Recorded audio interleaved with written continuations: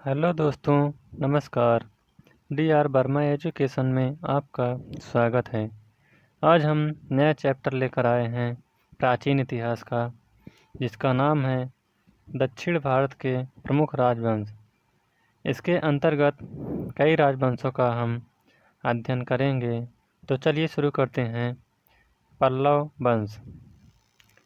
पल्लव वंश का संस्थापक सिंह विष्णु था। इसकी राजधानी कांची थी।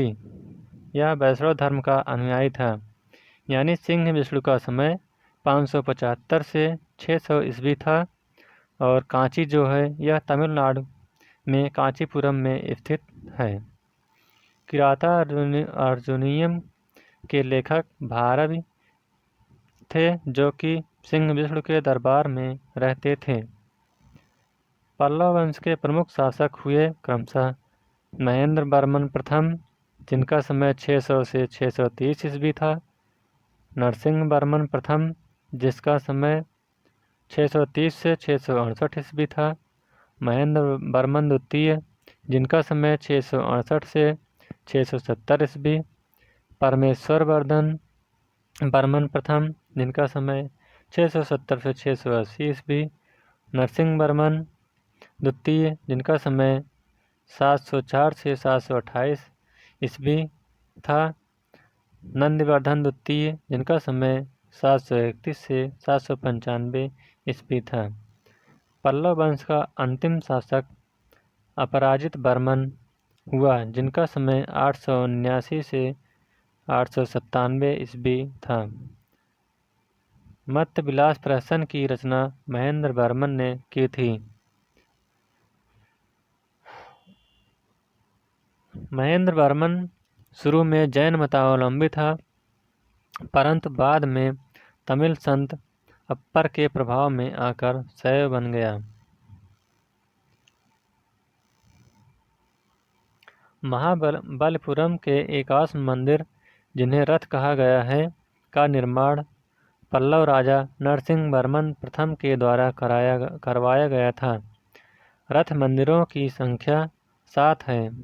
रथ मंदिरों में सबसे छोटा द्रौपदी रथ है, जिसमें किसी प्रकार का अलंकरण नहीं मिलता है।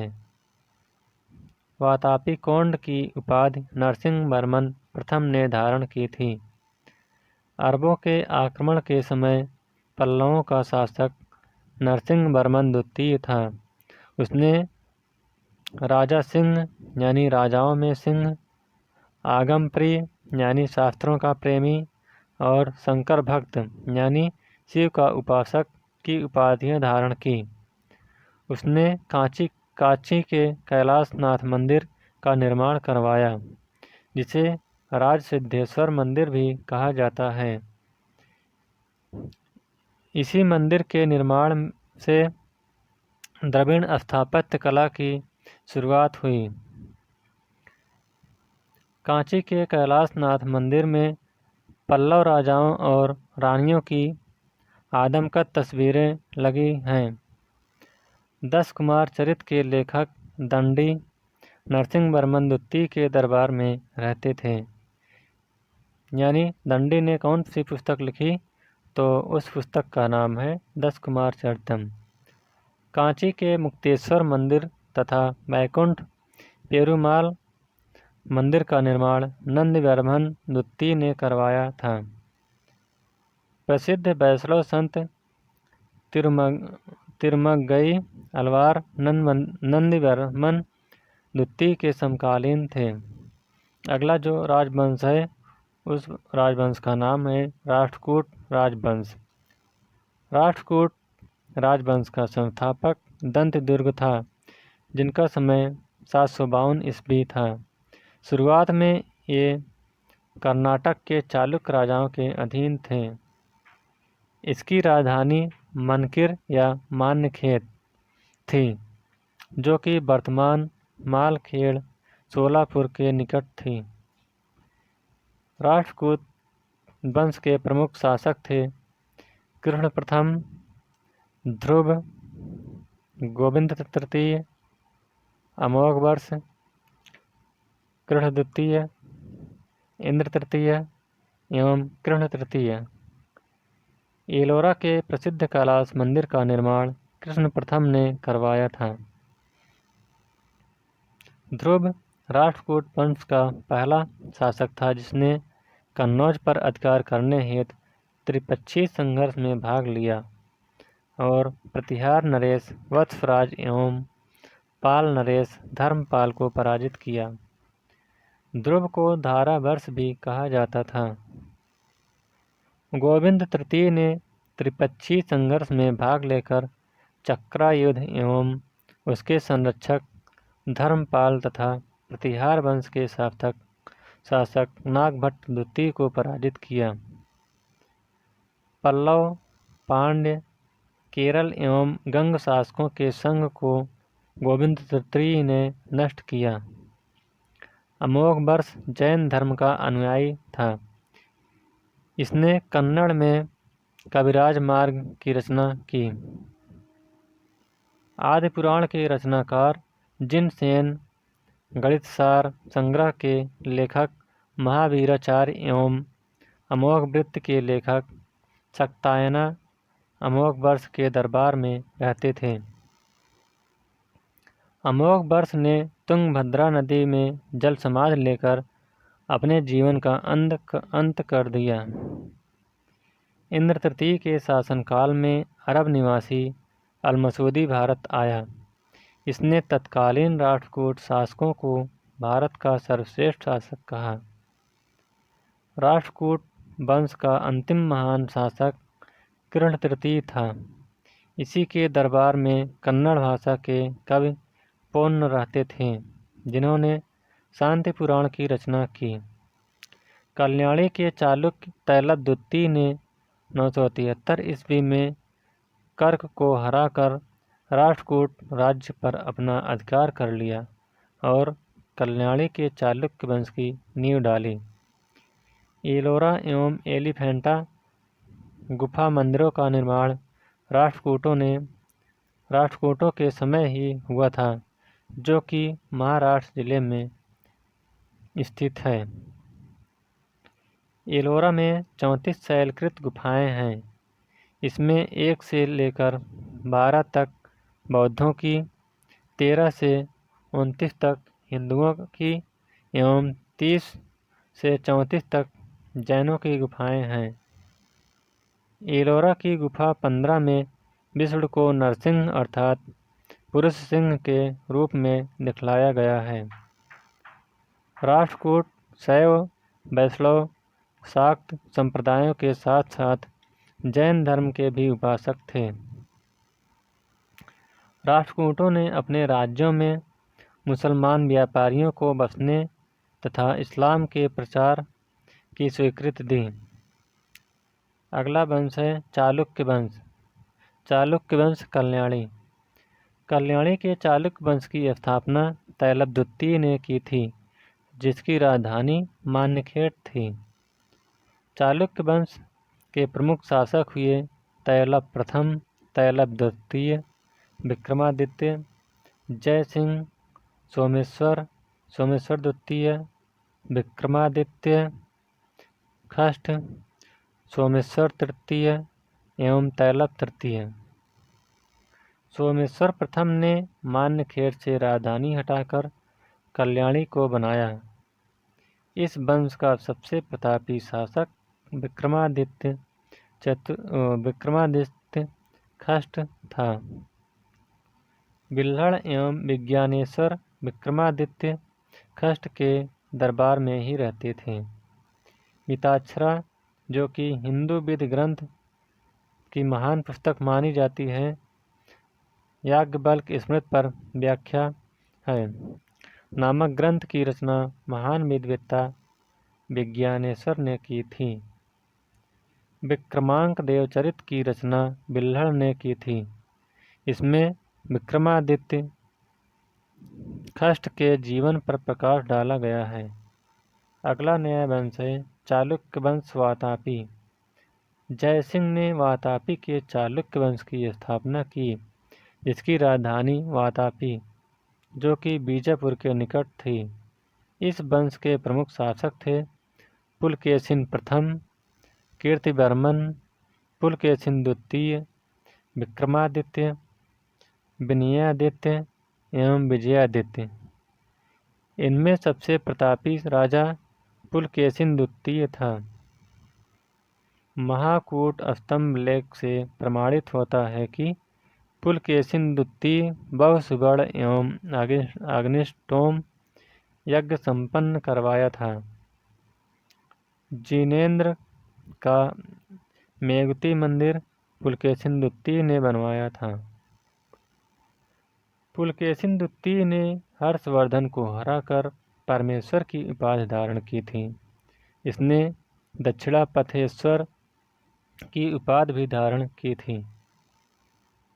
पल्लव वंशी शासक नरसिंहवर्मन प्रथम ने पुलकेशिन द्वितीय को लगभग 642 ईस्वी में परास्त किया और उसकी राजधानी बादामी पर अधिकार कर लिया। संभवतः इसी युद्ध में पुलकेशिन द्वितीय मारा गया। इसी विजय के बाद नरसिंहवर्मन ने वातापी कोंड की उपाधि धारण की। ऐहोल अभिलेख का संबंध पुलकेशिन द्वितीय से है, जिसके लेखक रविकीर्त हैं। अजंता के एक गुहा चित्र में फारसी दूत मंडल को स्वागत करते हुए पुलकेशिन द्वितीय को दिखाया गया है। वातापी का निर्माणकर्ता कीर्तिवर्मन को माना जाता है। मालवा को जीतने के बाद विनयादित्य ने शकलोत्तर पथनाथ की उपाधि धारण की। विक्रमादित्य द्वितीय के शासनकाल में ही दक्कन में अरबों ने आक्रमण किया। इस आक्रमण का मुकाबला विक्रमादित्य के भतीजा पुलकेशिन ने किया। इस अभियान की सफलता पर विक्रमादित्य द्वितीय ने इसे अवनिजनाश्रय की उपाधि प्रदान की। विक्रमादित्य द्वितीय प्रथम पत्नी लोकमहादेवी ने पट्टदकल में विरूपाक्ष महादेव मंदिर तथा उसकी दूसरी पत्नी त्रैलोक्य देवी ने त्रैलोक्येश्वर मंदिर का निर्माण करवाई। इस वंश का अंतिम राजा कीर्तिवर्मन द्वितीय था। इसे इसके सामंत दंतदुर्ग ने परास्त कर एक नए वंश की स्थापना की। ऐहोल को मंदिरों का शहर कहा जाता है। अगला वंश है चालुक्य वंश वेंगी। वेंगी के चालुक्य वंश का संस्थापक विष्णुवर्धन था। इसकी राजधानी वेंगी, जो कि आंध्र प्रदेश में स्थित है, थी। इस वंश के प्रमुख शासक थे जय सिंह प्रथम, इंद्रवर्धन, विष्णुवर्धन द्वितीय, जय सिंह द्वितीय एवं विष्णुवर्धन तृतीय। इस वंश के सबसे प्रतापी राजा विजयादित्य तृतीय था, जिसका सेनापति पडरंग था। अगला नया वंश है चोल वंश। 9वीं शताब्दी में चोल पल्लवों के ध्वंसावशेषों पर स्थापित हुआ। इस वंश के संस्थापक विजयालय थे, जिनका समय 850 से 887 ईस्वी था, जिसकी राजधानी तांजाय या तांजौर थी। तांजौर का वास्तुकार कुंजर मल्लन राजराज पेरुथच्चन थे। विजयालय ने नरकेसरी की उपाधि धारण की और निशुम्भ सूदनी देवी का मंदिर बनवाया। चोलों का स्वतंत्र राज्य आदित्य प्रथम ने स्थापित किया। पल्लवों पर विजय पाने के उपरांत आदित्य प्रथम ने कोदंडराम की उपाधि धारण की। चोल वंश के प्रमुख राजा थे परांतक प्रथम, राजराज प्रथम, राजेंद्र प्रथम, राजेंद्र द्वितीय एवं कुलोतुंग। तक्कोलम के युद्ध में राष्ट्रकूट नरेश कृष्ण तृतीय ने परांतक फर्स्ट को पराजित किया। इस युद्ध में परांतक प्रथम का बड़ा लड़का राजादित्य मारा गया। राजराज प्रथम ने श्रीलंका पर आक्रमण किया। वहां के राजा महिम पंचम को भगाकर श्रीलंका के दक्षिण जिला रोहण में शरण लेनी पड़ी। राजराज प्रथम श्रीलंका के विजित प्रदेशों को चोल साम्राज्य का एक नया प्रांत मुम्मिन चोलमंडलम बनाया और पोलन्नुरुगा को इसकी राजधानी बनाया। राजराज प्रथम शैव धर्म का अनुयायी था। इसने तंजौर में राजराजेश्वर का शिव मंदिर बनवाया। चोल साम्राज्य का सर्वाधिक विस्तार राजेंद्र प्रथम के शासनकाल में हुआ है। बंगाल के पाल शासक महिपाल को पराजित करने के बाद राजेंद्र प्रथम ने गंगैकोंड चोल की उपाधि धारण की और नवीन राजधानी गंगैकोंड चोलपुरम के निकट चोल गंगम नामक विशाल तालाब का निर्माण करवाया। गजनी का सुल्तान महमूद राजेंद्र प्रथम का समकालीन था। राजेंद्र द्वितीय ने प्रकेसरी की एवं वीर राजेंद्र ने राजकेसरी की उपाधि धारण की। चोल वंश का अंतिम राजा राजेंद्र तृतीय था। चोलों एवं पश्चिमी चालुक्य के बीच शांति स्थापित करने में गोवा के कदंब शासक जयकेश प्रथम ने मध्यस्थ की भूमिका निभाई। विक्रम चोल अभाव एवं अकाल से ग्रस्त गरीब जनता से राजस्व वसूल कर चिदम्बरम मंदिर का निर्माण करवा रहा था। कुलोत्तुंग द्वितीय ने चिदम्बरम मंदिर में स्थित गोविंदराज की मूर्ति को समुद्र में फेंकवा दिया। कालांतर में वैष्णव आचार्य रामानुजाचार्य ने उक्त मूर्ति का पुनरुद्धार किया और उसे तिरुपति के मंदिर में प्राण प्रतिष्ठित किया। चोल प्रशासन में भाग लेने वाले उच्च पदाधिकारियों को पेरुंदरम एवं निम्न श्रेणी के पदाधिकारियों को सेरुंदरन कहा जाता था। संपूर्ण चोल साम्राज्य 6 प्रांतों में विभक्त था। प्रांत को मंडलम कहा जाता था। मंडलम कोट्टम में, कोट्टम नाड में एवं नाड कई कुर्मों में विभक्त था। नाड की स्थानीय सभा को नाटूर एवं नगर की स्थानीय सभा को नगरतार कहा जाता था।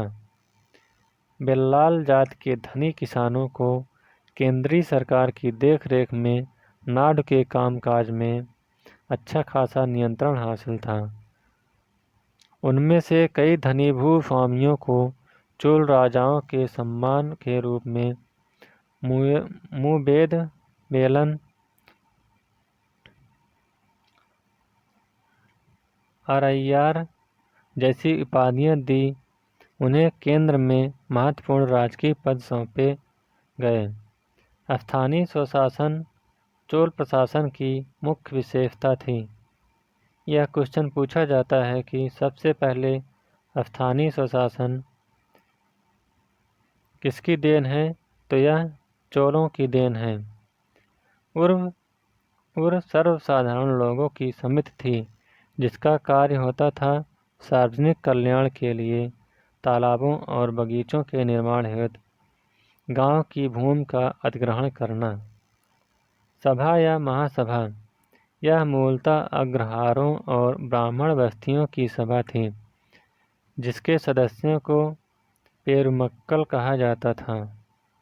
यह सभा वारियम नाम की समितियों के द्वारा अपने कार्य को संचालित करती थी। सभा की बैठक गांव में मंदिर के निकट वृक्ष के नीचे या तालाब के किनारे होती थी। व्यापारियों की सभा को नगरम कहते हैं।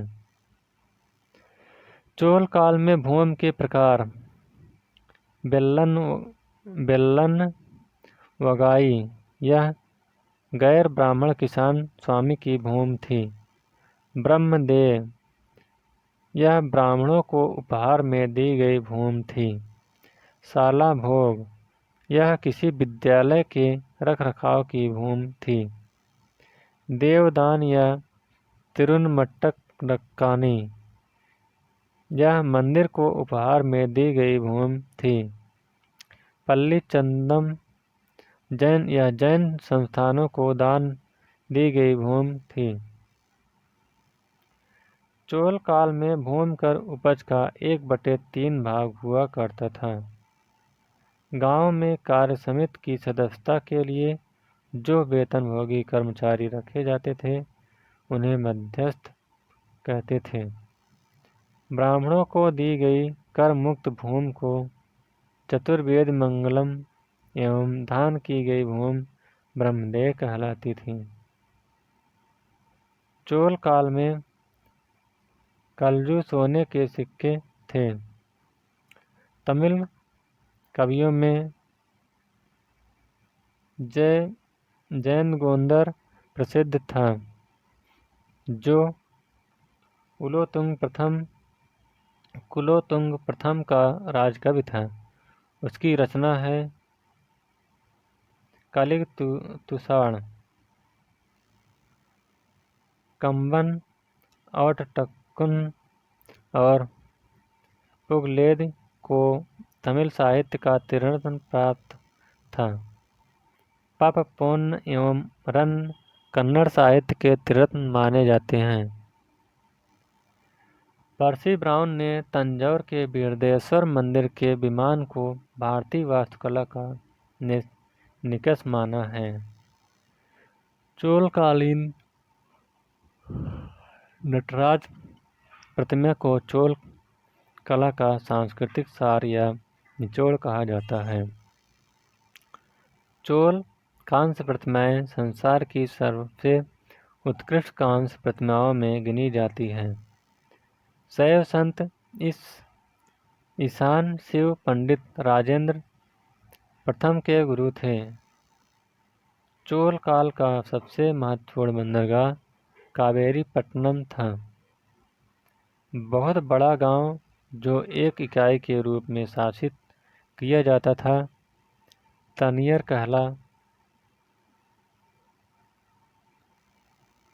कहलाता था।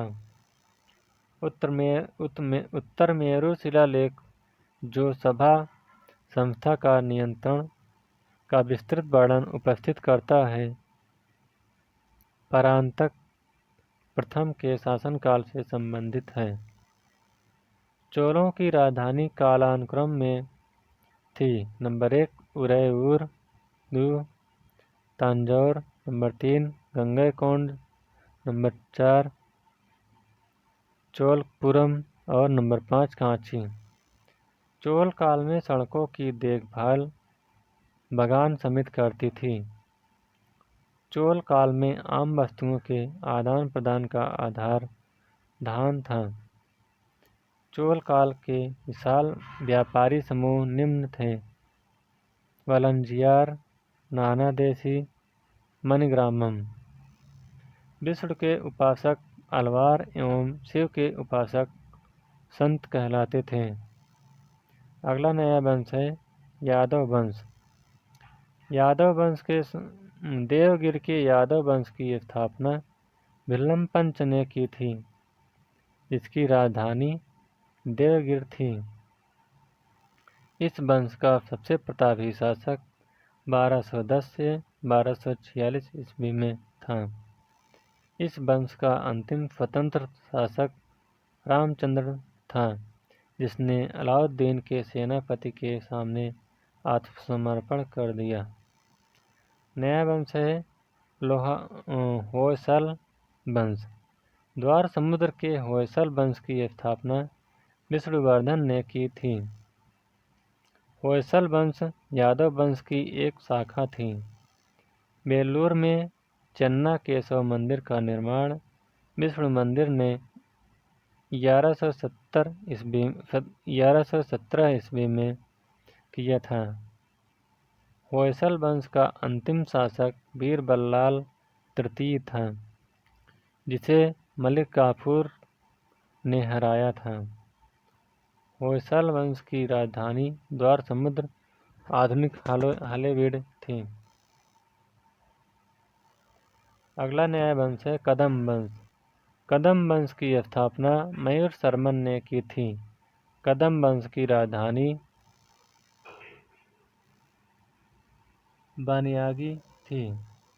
अगला न्याय वंश है गंग वंश।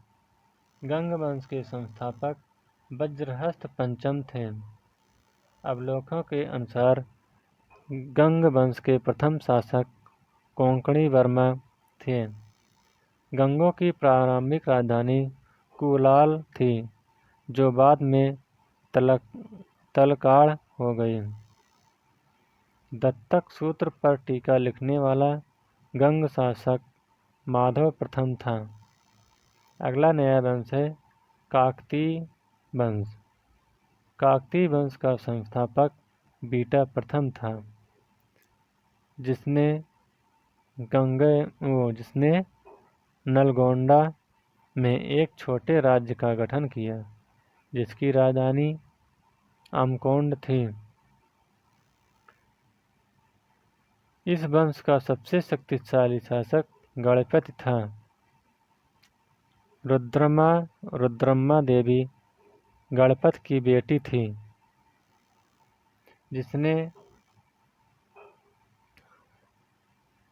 जिसने रुद्रदेव महाराज का नाम ग्रहण किया, जिसने 35 वर्ष तक शासन किया। गणपति ने अपनी राजधानी वारंगल में स्थानांतरित कर ली थी। इस राजवंश का अंतिम शासक रुद्र, जिनका समय 1295 से 1323 ईस्वी तक था। तो इस प्रकार से दक्षिण भारत के प्रमुख राजवंश का ये चैप्टर समाप्त होता हुआ। अगर वीडियो आपको अच्छा लगे तो वीडियो को लाइक, शेयर और चैनल को सब्सक्राइब करिएगा। Thank you.